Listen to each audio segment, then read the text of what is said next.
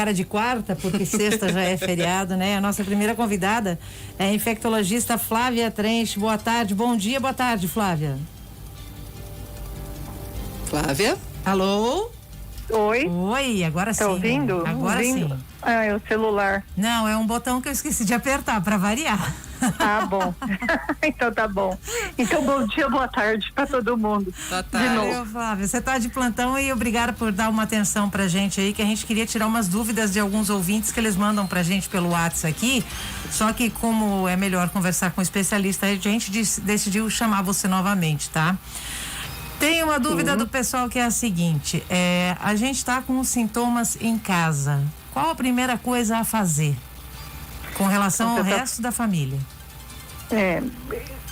Tá todo mundo no cárcere daí, junto. Se você tem um suspeito numa casa, quando ele é suspeito já, tá? Teve um suspeito, o risco das outras pessoas do domicílio também é muito alto. É um ambiente seguramente de maior risco que a gente tem que se infectar é dentro de casa, né? Com outro familiar positivo. Então, quando existe a suspeita, já imediatamente todo mundo no domicílio tem que se isolar. Esse indivíduo pode entrar em contato com o plantão e daí vai agendar o exame, né? O exame idealmente entre o terceiro e o sétimo dia, mas assim, na suspeita a pessoa já está isolada com seus familiares, tá?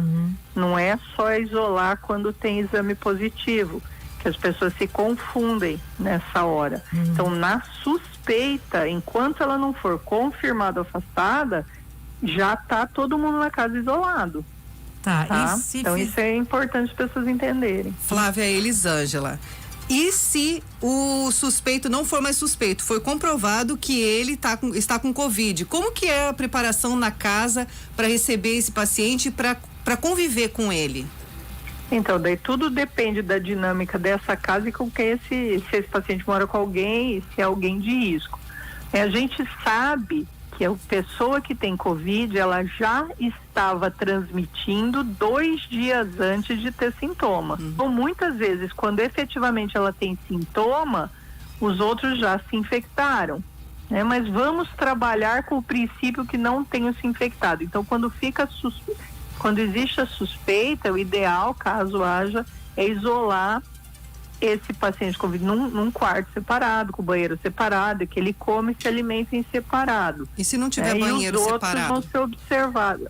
Todo separado. Ainda mais se você tem uma pessoa de muito risco de adoecer gravemente que mora junto com você. Algumas vezes o pessoa assim que tem disponibilidade de ir para um outro lugar, né? Às vezes assim tem uma casa de alguém, tem um sítio, tem não sei o quê, então o pessoal assim se afasta mesmo, né? Vai para outra casa, vai para outro apartamento, né? Flávia, e quem não tem esse banheiro separado? Por exemplo, uma casa pequena. E quem não tem aquilo ali, distanciamento, higienização das mãos e máscara. Toda vez que for ao banheiro. Limpeza de superfície quando sair do que fizer uso, onde botou a mão, não tem muito segredo, né? E limpa com qualquer produto ou como se fosse qualquer produto? Água e sabão ou álcool 70%. O vírus não é ultra resistente, é limpeza comum, água, sabão, fricção, tá tudo resolvido. E o paciente assintomático, ele deve ficar quanto tempo em isolamento, Flávia? Então, o assintomático é o que fica mais tempo, por ironia do destino. Como a doença tem um período de incubação de até 14 dias, o assintomático fica o tempo full, porque você não sabe se ele está assintomático mesmo ou ele está sendo um futuro sintomático que está levando o período de incubação até o final. Então, idealmente, o contato que fica mais tempo isolado às vezes que o doente, né? E quem fica assintomático no meio do isolamento, daí vai ter que começar a contar os seus 10 dias de isolamento a partir do instante do primeiro dia dos sintomas. Então, às vezes, numa casa, você tem pessoas que já estão saindo do isolamento, outras que estão continuando, né, outros que estão começando o isolamento dentro do outro. Então, você tem que avaliar caso a caso, né, conforme as coisas vão acontecendo. Você falou que agora que pode ocorrer do assintomático ficar assim por 14 dias e depois desenvolver a doença, é isso? Porque o período de incubação é de até 14 dias, né? Vamos supor que lá ficou positivo o pai, a mãe. Daí ele tem até 14 dias para desenvolver sintoma. Então, se ele não desenvolver sintoma nesse período, né, a gente vai ter que esperar o tempo máximo de incubação. Se ele no terceiro dia desenvolver sintoma, ele entra naquela de 10 dias. No segundo dia, ele corre 10 dias. Então, quem desenvolver sintoma, você tem um dia 1 para você contar dali para frente os 10 dias. Quem não desenvolve sintoma, você vai ter que contar o tempo inteiro. Tempo máximo que poderia ser, entendeu? Então, a partir de 2 dias, do segundo dia do sintoma, eu já estou transmitindo, é isso? Não. 2 dias antes de ter sintoma, você já está transmitindo. Só que 2 dias antes, né, ninguém tem bola de cristal. E por isso que é a questão. Quando a gente percebe o sintoma, 2 dias antes a gente já está passando. E por isso que o vírus não tem essa parada ainda tão facilmente. Por causa disso e porque 30% dos indivíduos não vão ter sintoma nenhum, né? Não vão nem saber que tiveram a doença. Agora, o cômodo que tem o paciente lá isolado, Flávia, como que tem que ficar? Ficar com portas e janelas abertas? Como que é o procedimento? Não, aí? ele fica quieto lá, porque o problema é ele, não é o cômodo. Né? Se a janela vai estar aberta, claro que a porta pro cômodo que vai ter comunicação com os outros fechada, mas se a janela de fora vai estar, a janela dá pro pátio, não tem porquê, porque o problema é ele. É que nem eu falo, é ranho e cuspe que transmite.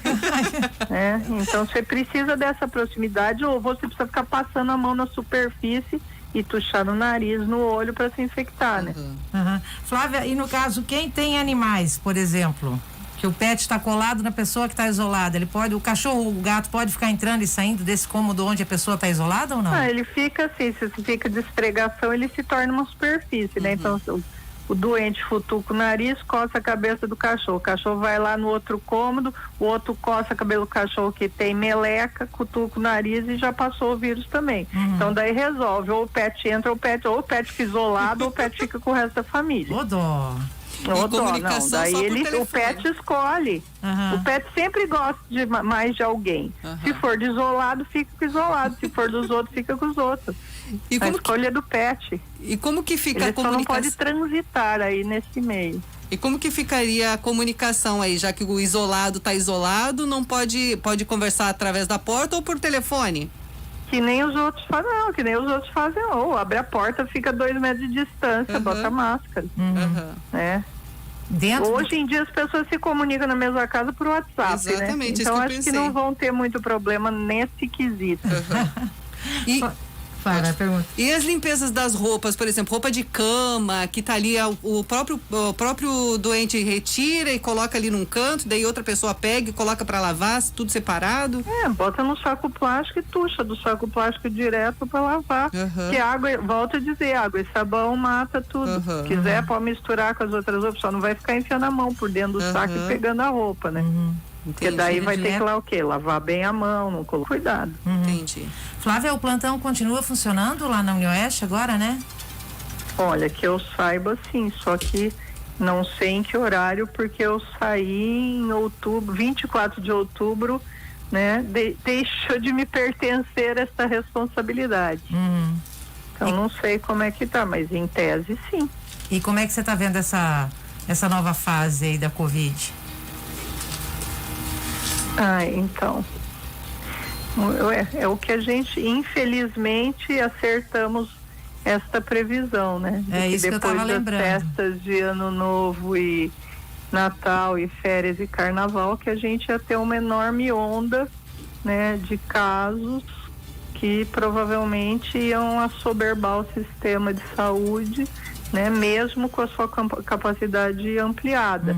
Né? A gente achou que isso já viria em janeiro, atrasou um pouco, veio em fevereiro, mas está aí, né?